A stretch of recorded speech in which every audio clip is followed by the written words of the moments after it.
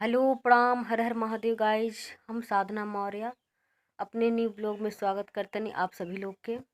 तो हम उम्मीद करब कि ई भजन अच्छा लगी। और अगर ये भजन में अगर कोनो भी प्रकार की त्रुटि हो जाई ओके क्षमा करम लो। आपन छोट बहन बेटी समझ के हमके माफ़ करम लो। और आप लोग के विश्वास करब कि अच्छा लगी। तो चैनल पर अगर नया हो हम तो चैनल के सब्सक्राइब और लाइक कमेंट शेयर जरूर करब। राम जय है अरे बनमा बिहने बाची ना पराना माई बबुआ के माई।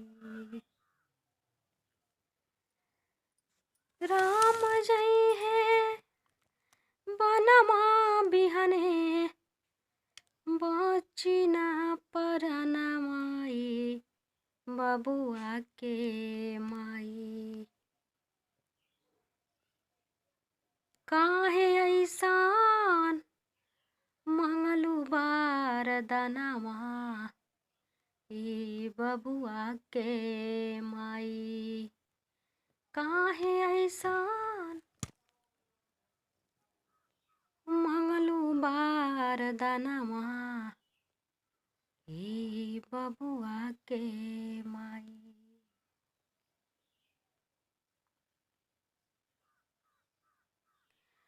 काहे ऐसान बोलेलू बचनवा ई बबुआ के माई। कैसे ये बतिया सुना आहिल तुहरा मन में बिना रे बिचारे बोली देलू एक छान में देलू एक छान में। बिना रे बिचारे बोली बतिया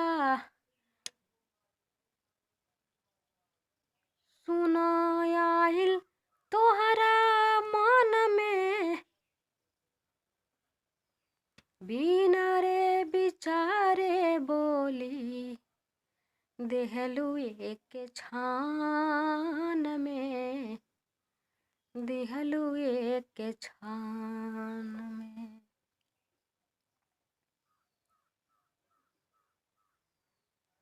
आन धान लेला चाहे कमनो खजनवाई बबुआ के माई। काहे मंगलो ऐसन बचनमा ए बबुआ के माई।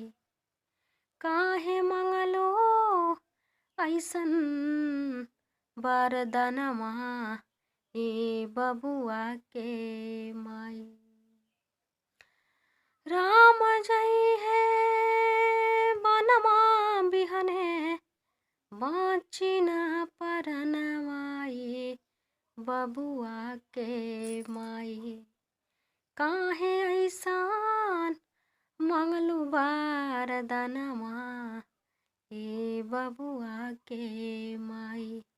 काहे ऐसान मांगलू बचनवा ए बबुआ के माई।